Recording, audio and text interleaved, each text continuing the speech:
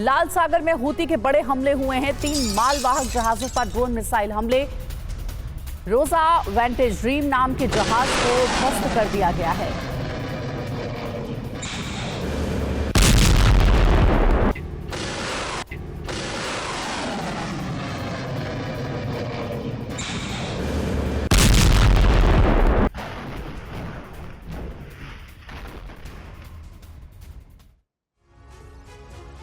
और अब अपनी स्पेशल रिपोर्ट का रुख करेंगे। रूस की जमीन पर अमेरिकी हथियारों से हमले के बाद रूस के राष्ट्रपति व्लादिमीर पुतिन ने परमाणु युद्ध की घोषणा कर दी है। पुतिन ने इंटरनेशनल मीडिया के एक प्रेस कॉन्फ्रेंस में परमाणु हथियारों के पहले इस्तेमाल पर अपना रुख स्पष्ट कर दिया है। यूरोप पर सीधे परमाणु हमले के साथ ही पूरी दुनिया में वेस्टर्न ब्लॉक पर हमलों का ब्लूप्रिंट भी तैयार हो चुका है। यूरोप के किस देश पर एटमी हमला किया जाएगा ये भी तय हो चुका है। और रूस के हमले का बढ़ता हुआ खतरा देखकर नाटो ने भी रूस के खिलाफ व्यूह रचना कर दी है। रूस की सीमा पर नाटो के 3 लाख जवान तैनात हैं और महासंग्राम कभी भी शुरू हो सकता है। विश्व युद्ध का ऐलान हो चुका है। रूसी जमीन पर अमेरिकी हथियारों से हमले के बाद रूस के राष्ट्रपति व्लादिमीर पुतिन ने स्पष्ट कह दिया है कि दुनिया इस भुलावे में न रहे कि रूस परमाणु हथियारों का इस्तेमाल नहीं करेगा।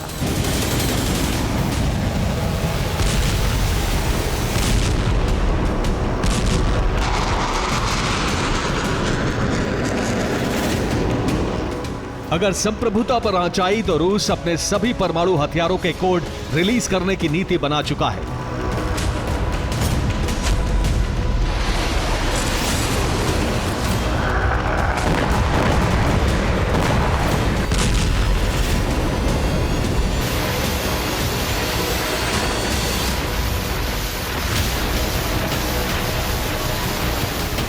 अमेरिकी हथियारों के इस्तेमाल को रूस ने अपनी सीमाई अखंडता और संप्रभुता पर खतरे के दायरे में रखा है और अमेरिका के इशारे पर यूक्रेन इस सीमा को लांघ चुका है।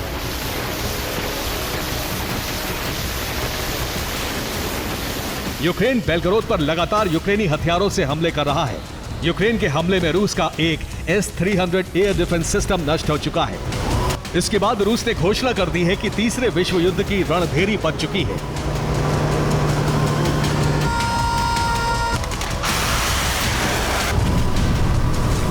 रूसी मीडिया ने ऐलान कर दिया है कि विश्व युद्ध शुरू हो चुका है।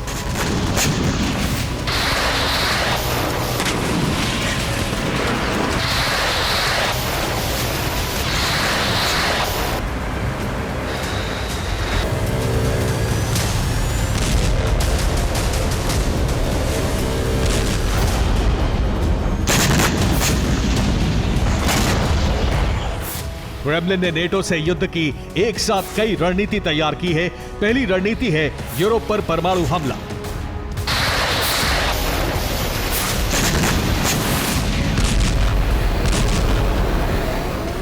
रूसी सांसद आंद्रे गुरोलियोव ने कहा है कि रूस यूरोप पर परमाणु हमले के लिए तैयार है।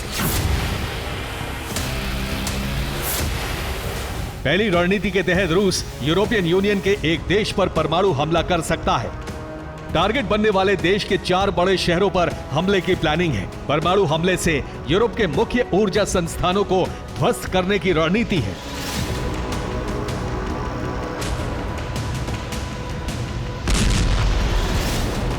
क्रेमलिन ने इस रणनीति को पहले विकल्प के तौर पर प्राथमिकता में रखा है। पहली रणनीति के साथ साथ अमेरिका को पूरी दुनिया में घेरने की रणनीति भी बनाई गई है। राष्ट्रपति पुतिन ने मॉस्को में इंटरनेशनल मीडिया से बात करते हुए साफ कहा है कि अमेरिका की रणनीति से ही उसको जवाब दिया जाएगा।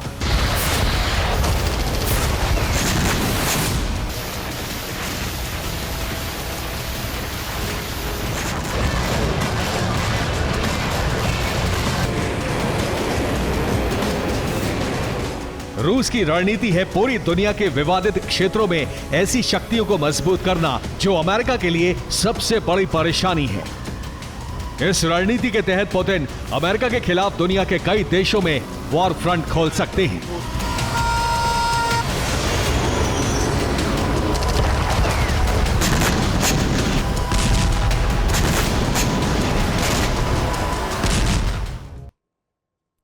और वहीं दूसरी रणनीति के तहत पुतिन अरब क्षेत्र के सीरिया में रेजिस्टेंस फ्रंट को हथियार सप्लाई कर सकते हैं। ये संगठन अमेरिकी ठिकानों पर हमले करता रहता है। सीरिया के साथ साथ इराक में कतैब हिजबुल्लाह और असैब अहल अल हक को भी रूस के लॉन्ग रेंज हथियार दिए जा सकते हैं। लेबनान से इजराइल पर हमले करने वाले हिजबुल्लाह को भी रूसी मिसाइल सप्लाई हो सकती है।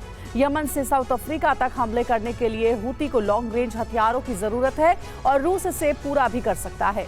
नाटो देश तुर्की फ्रंट पर अमेरिका को उलझाने के लिए कुर्दिश गुटों को रूस हथियार भेज सकता है।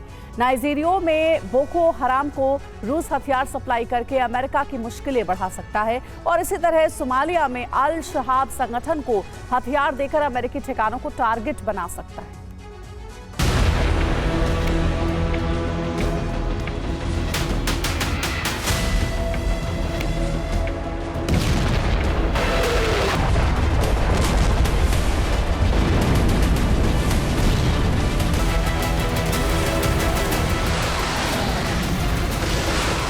पुतिन की शक्ति आपूर्ति का मतलब होगा अरब और अफ्रीका में अमेरिका विरोधी संगठनों का मजबूत होना और अमेरिकी हितों पर हमले करना।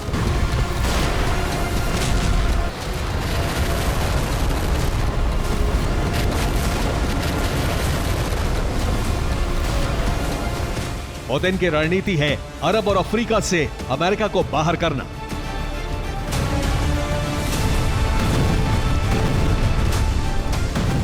अरब में इस वक्त अमेरिका बुरी तरह घिरा हुआ है। सीरिया में लगातार हमलों के बाद अमेरिका अपनी सेना हटाने पर विचार कर रहा है और संकट अब बढ़ता जा रहा है।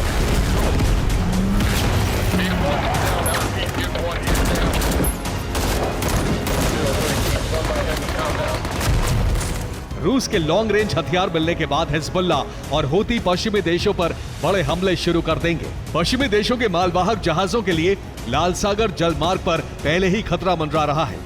अमेरिका के अरब ठिकानों पर भी हूती और हिजबुल्लाह बड़े हमले कर सकते हैं।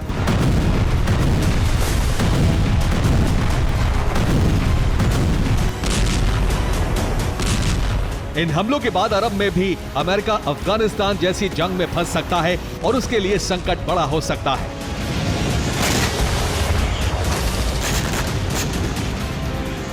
हिंद प्रशांत क्षेत्र में भी पुतिन ने अमेरिका के खिलाफ बड़ी रणनीति तैयार की है।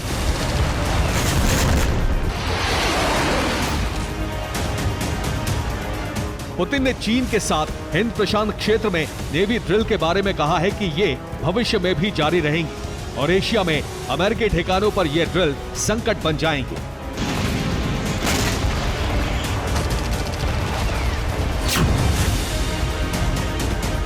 बोलिविया के राष्ट्रपति लुइस आर्से इस वक्त मॉस्को के दौरे पर हैं। बोलिविया लैटिन अमेरिका का देश है। इस देश के साथ साथ रूस वेनेजुएला से भी बेहतर संबंध रखता है। यहां भी पुतिन हथियारों की तैनाती कर सकते हैं। ये अमेरिका के सिर पर परमाणु हथियारों की तैनाती होगी।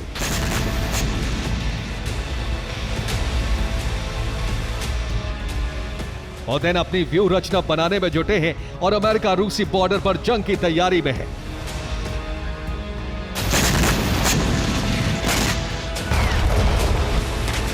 अमेरिका ने रूसी बॉर्डर से सटे देशों में 3 लाख जवानों की तैनाती कर दी है। नेटो देशों की आर्टिलरी युद्ध के लिए तैयार है।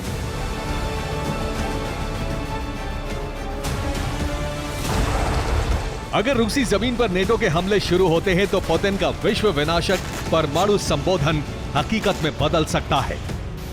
Bureau report, TV9 Bharatvarsh. इधर फ्रंट लाइन पर रूसी आर्टिलरी के हमले हुए हैं। बड़ी खबर है, यूक्रेन की मोर्टार ब्रिगेड पर गोलाबारी में यूक्रेन के 44 सैनिकों की मौत हो गई। यूक्रेन की एक एंटी टैंक गन भी तबाह हो गई। देखिए, यूक्रेन की मोर्टार ब्रिगेड पर गोलाबारी की गई है और इस हमले में यूक्रेन को नुकसान भी पहुंचा है। बताया जा रहा है कि 44 यूक्रेनी सैनिकों की मौत हो गई है।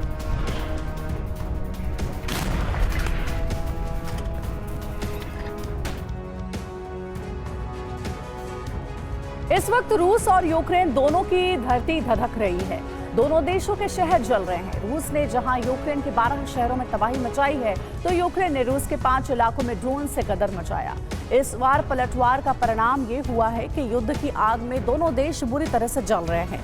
पुतिन सेना ने यूक्रेन में अपने नए टारगेट सेट कर दिए हैं। इस टारगेट को जून में ही पूरा करने का टास्क है। सवाल यही है कि आखिर यूक्रेन में अब रूस का नया लक्ष्य क्या है। युद्ध के मैदान में विनाश का नया चरण शुरू हो गया है।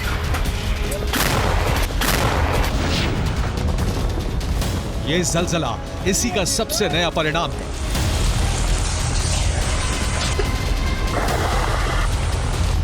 रूस के हमले से न सिर्फ कीव में त्राहिमाम मचा हुआ है, बल्कि लंदन और वॉशिंगटन में भी शोक है।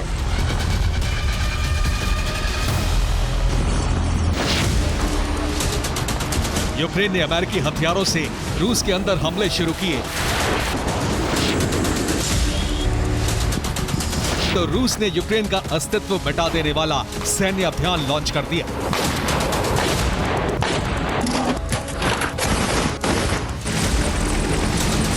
रूसी सेना के फाइटर जेट आसमान से KH-32 मिसाइलों की बरसात कर रहे हैं।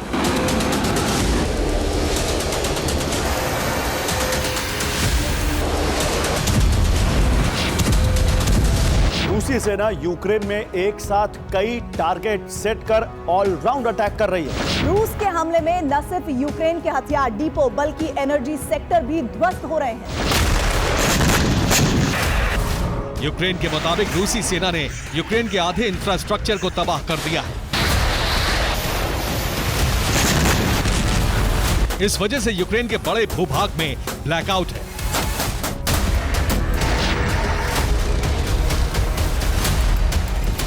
चौबीस घंटे में रूसी सेना ने यूक्रेन के साथ साथ नेटो को बहुत बड़ा जख्म दिया है। इज्यूम में रूसी सेना ने स्कंदर मिसाइल से उस इमारत को तबाह कर दिया जिसमें यूक्रेन और नेटो के सैन्य अफसर छिपे हुए थे। नेटो के अफसर यूक्रेनी सेना की मदद कर रहे थे। रूसी रक्षा मंत्रालय के मुताबिक हमले में नेटो के 50 से ज्यादा अधिकारी मारे गए।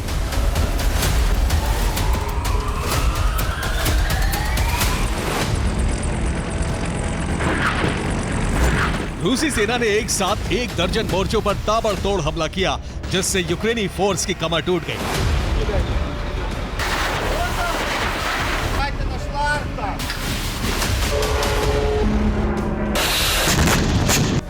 डोनेट्स्क में रूसी सेना ने हवाई हमला कर 5 इमारतों को तहस नहस कर दिया। इन इमारतों में यूक्रेनी सैनिक थे। रिपोर्ट के मुताबिक यूक्रेन के सभी जवान मारे गए। रूस ने लैंसेट ड्रोन से यूक्रेनी सेना को हथियार डिलीवर करने जा रही गाड़ी को जला दिया।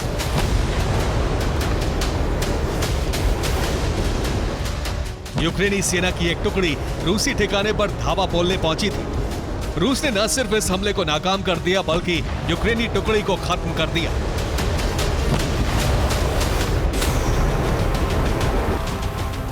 चासिव यार में रूस ने ड्रोन की बरसात कर यूक्रेन के कई अंडरग्राउंड अड्डों को तहस नहस कर दिया।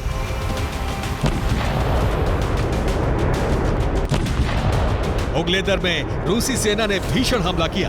हमले में यूक्रेन की रक्षा दीवार का अस्तित्व समाप्त हो गया।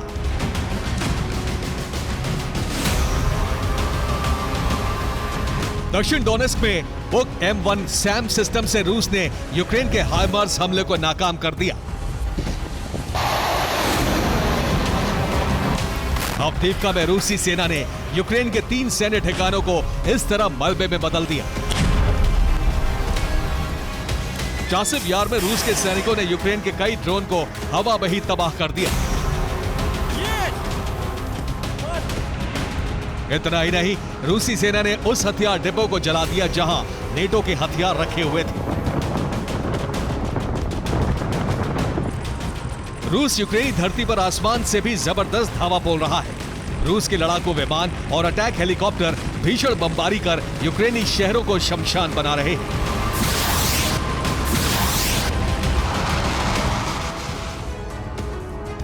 यूक्रेनी इंटेलिजेंस GOR के चीफ अबुदानोव के मुताबिक रूस ने बॉर्डर के साथ साथ युद्ध के मोर्चों पर 5.5 लाख से ज्यादा सैनिकों की तैनाती कर रखी है। रूस की ये वो सेना है जो यूक्रेन में अपने टारगेट को खत्म कर रही है। रूसी सेना के टारगेट पर इस वक्त यूक्रेन में मौजूद नाटो के सैन्य अफसर, यूक्रेन का एनर्जी सेक्टर, यूक्रेन के हथियार डिपो, यूक्रेन के हथियार सप्लाई रूट, यूक्रेन का एयर डिफेंस है। रूसी सेना इसी को तहस नहस कर रही है।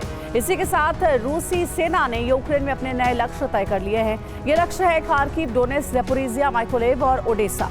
रूसी सेना जून में यूक्रेन के इन 5 शहरों पर पूरी तरह से कब्जा करना चाहती है। रूसी सेना के पास वक्त कम है, इसलिए उसने हमले तेज कर दिए हैं।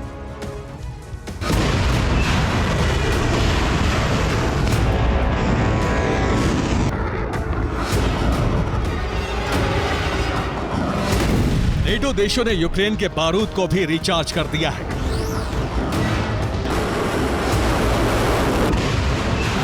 ऐसे में यूक्रेन भी रूसी धरती पर जबरदस्त पलटवार कर रहा है।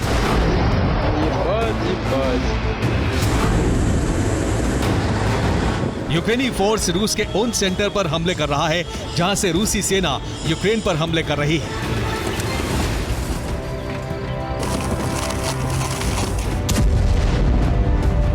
रूस के अंदर यूक्रेन के 4 मुख्य टारगेट हैं। रूस की हथियार फैक्ट्री, रूस की ऑयल रिफाइनरी, रूस के तेल डिपो और पावर स्टेशन। यूक्रेनी सेना इन्हीं को तबाह कर रही है। वोल्गोग्राद में ज़ेलेंस्की सेना ने रूस के पावर स्टेशन को जलाकर भस्म कर दिया। यूक्रेनी हमले के बाद 600 घरों में अंधेरा छाया हुआ है।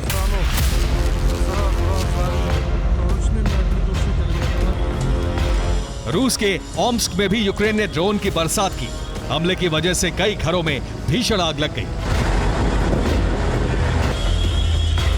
कोर्स्क में यूक्रेन ने रूसी सेना के काफिले को खत्म कर दिया।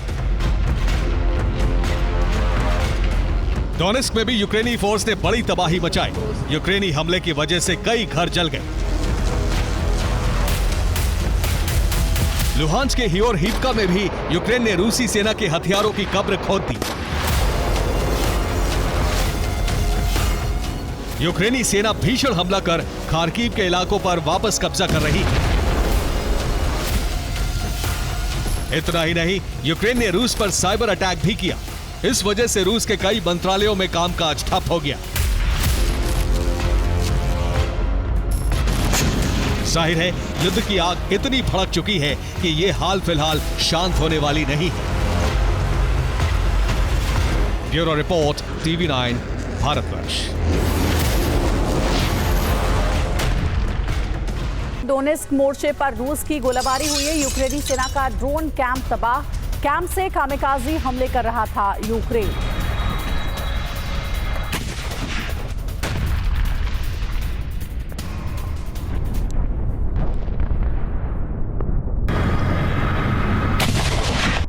अवदीवका में यूक्रेनी मोर्चे पर रूसी हमले। रूसी आर्टिलरी ने की है भारी गोलाबारी। यूक्रेन के कई मोर्चों पर रूस की जीत हुई है।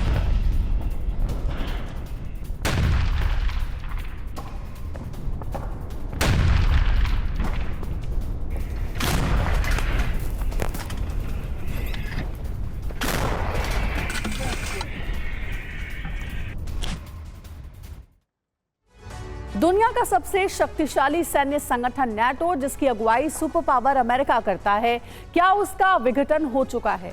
क्या 32 देशों वाले इस सैन्य संगठन में दरार पड़ चुकी है? क्या यूक्रेन को लेकर नाटो के देश एक दूसरे के खिलाफ खड़े हो चुके हैं? आखिर यह आशंका क्यों जताई जा रही है? क्यों नाटो में तकरार के कयास लगाए जा रहे हैं? तो आपको बता दें कि इसके पीछे की वजह है रूसी प्रेसिडेंट पुतिन का एक बयान, जिसके बाद नाटो 2 खेमों में बढ़ चुका है। आखिर कैसे, देखिए रिपोर्ट। 5वीं बार राष्ट्रपति पद की शपथ लेने के बाद रूसी राष्ट्रपति पुतिन ने पहली बार इंटरनेशनल कॉन्फ्रेंस की, जिसमें दुनिया के तमाम बड़े मीडिया हाउस और उनसे जुड़े पत्रकार शामिल हुए।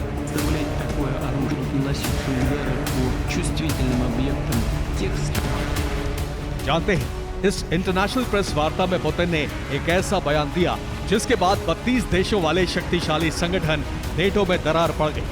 अलग अलग खेमों में बटे नेटो के देश एक दूसरे के खिलाफ खड़े हो गए। ऐसे में सवाल खड़ा होता है कि रूसी प्रेसिडेंट पुतिन ने आखिर ऐसा क्या कहा जिससे नेटो दो फाड़ हो गया।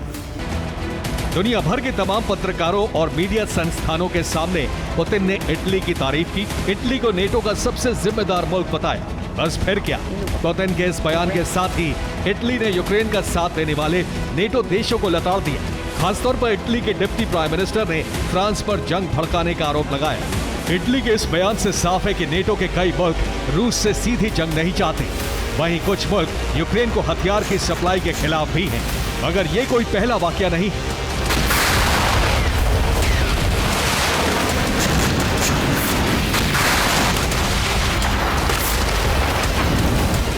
कुछ महीनों पहले न्यूयॉर्क टाइम्स ने भी अपनी रिपोर्ट में दावा किया था कि नेटो में यूक्रेन की सैन्य मदद को लेकर दरार पड़ चुकी है। हथियारों की सप्लाई को लेकर नेटो में बिखराव हुआ है। नेटो के कई देशों ने यूक्रेन को वेपन की सप्लाई बंद की। कुछ नेटो देशों ने तो यूक्रेन से हथियार सौदा रद्द भी किया।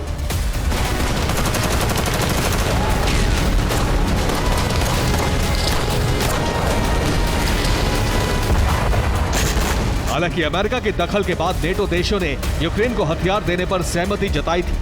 मगर अब खुलकर नेटो के देश यूक्रेन से सैन्य समझौते पर नाराजगी जता रहे हैं। अपने ही सहयोगियों का विरोध कर रहे हैं और इसी मसले पर इटली फ्रांस में आर पार जैसे हालात हैं। क्योंकि राष्ट्रपति पुतिन ने इंटरनेशनल प्रेस कॉन्फ्रेंस में न सिर्फ इटली का समर्थन किया बल्कि यूक्रेन समेत पूरे यूरोप और नेटो को एटमी हथियारों से तबाह करने की चेतावनी भी दी। पुतिन की परमाणु धमकी से नेटो दहशत में है। वजह भी साफ है, क्योंकि अगर पुतिन ने एटमी विनाशकों का इस्तेमाल किया तो यूक्रेन के मददगार तो तबाह होंगे ही, उसके साथ साथ कई बेकसूर नेटो देशों की भी बलि चढ़ सकती है। यूरोप विनाश का कारण बन सकता है।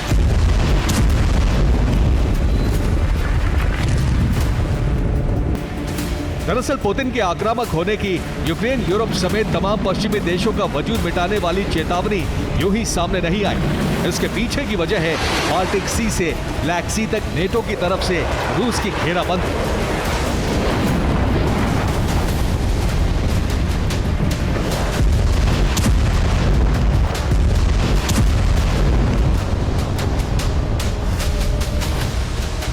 दरअसल नेटो ने ईस्टर्न फ्लैंक को बचाने के लिए हजारों सैनिक तैनात किए। फ्रंट लाइन पर हथियार जुटाने के लिए सुपर हाईवे का ब्लूप्रिंट बनाया है।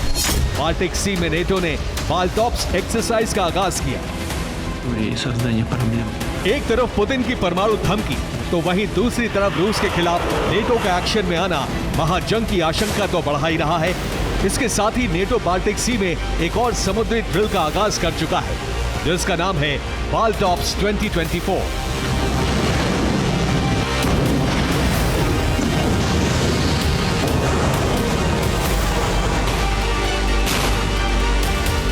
नेटो की तरफ से बाल्टिक सी में होने वाले युद्धाभ्यास से जुड़ी जो खबरें सामने आई हैं, उनके मुताबिक 5 जून से बाल्टिक सी में बाल्टॉप्स 2024 का आगाज हुआ। नेटो के 20 देश बाल्टिक रीजन के युद्धाभ्यास में शामिल हुए। नेटो की इस ड्रिल में 50 वॉरशिप, 45 एयरक्राफ्ट शामिल हुए। बाल्टॉप्स 2024 में नेटो के 9000 जवान हिस्सा ले रहे हैं। वैसे तो हर साल नेटो देश बाल्टिक रीजन में बाल्टॉप्स एक्सरसाइज को अंजाम देते हैं, लेकिन इस बार के हालात बिल्कुल अलग हैं, क्योंकि रूस यूक्रेन जंग के चलते बाल्टिक देशों पर भी रूसी हमले का खतरा मंडरा रहा है। वजह है बाल्टिक देशों का यूक्रेन के साथ आना, पुतिन के खिलाफ खड़े होना, और सबसे अहम बात यह है कि बाल्टॉप्स 2024 की अगुवाई लिथुआनिया कर रहा है, जिसने रूस से जंग लड़ने के लिए अपनी सेना तक भेजी।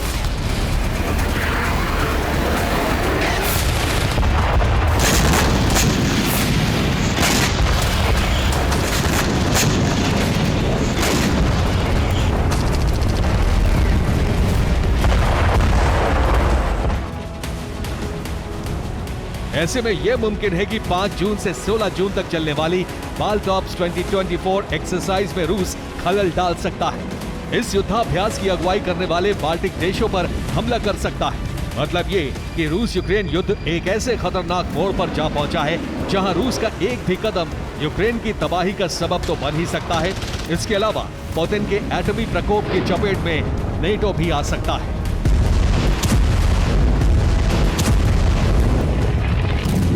Bureau report, TV9 Bharatvarsh.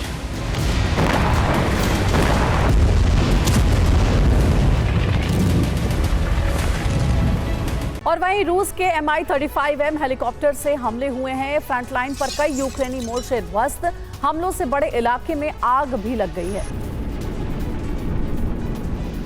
Frontline पर कई यूक्रेनी देखिए विध्वंसकारी हमले हुए हैं और कहा जा रहा है कि ऐसे कई यूक्रेनी मोर्चों पर टारगेटेड अटैक था जिसमें यूक्रेनी मोर्चों को तबाह कर दिया गया। एक और बड़ी खबर है, चासिव यार में यूक्रेन का ड्रोन हमला नाकाम किया गया। रूस ने मैनपेट से इंटरसेप्ट किया drone. Portable surface to air missile से ड्रोन गिराया।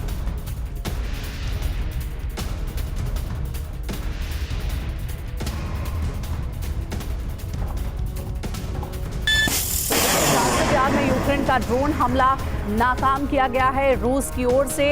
आसमान में जैसे ही ड्रोन यूक्रेन का तैयार हुआ रूस पर हमला करने के लिए, रूस ने इसे इंटरसेप्ट कर तबाह कर दिया।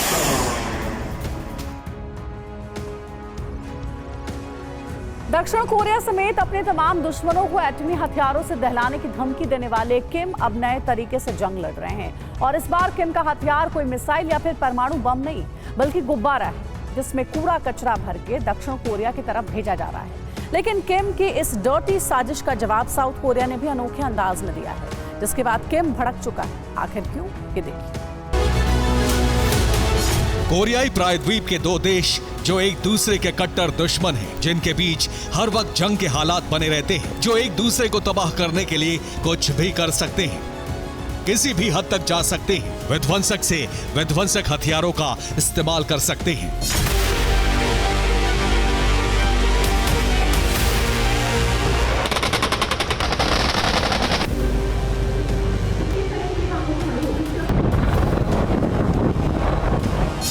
मगर आज की तारीख में दोनों मुल्कों के बीच एक अजीबोगरीब जंग छिड़ी हुई है। और जानते हैं इस युद्ध में हथियार के तौर पर क्या इस्तेमाल किया जा रहा है? तो वो है बैलून यानी गुब्बारे।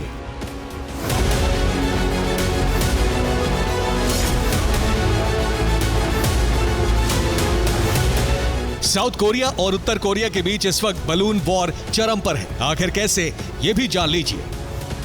दरअसल उत्तर कोरिया ने सैकड़ों बलून साउथ कोरिया की तरफ भेजे।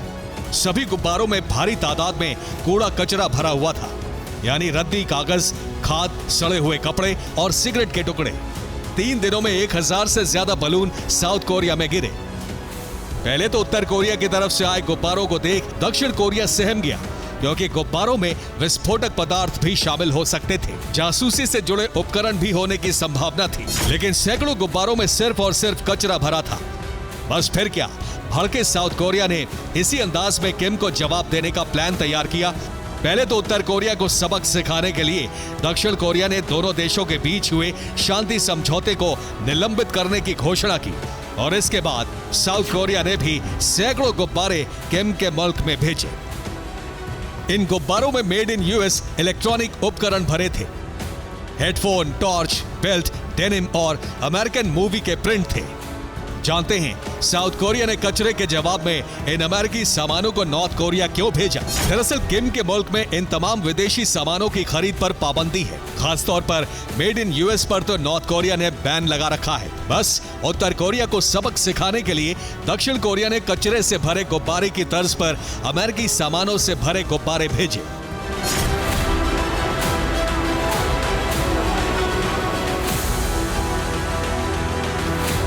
बस इसी बात से किम आग बबूला हो गया और एक्शन में आते हुए DMZ, जो कि दोनों देशों के बीच का बॉर्डर इलाका है, वहां दीवार बनानी शुरू कर दी ताकि साउथ कोरिया से किसी भी तरह के रिश्तों को खत्म किया जा सके। वहीं किम ने दोनों देशों के बीच लिंक रोड को भी ध्वस्त किया।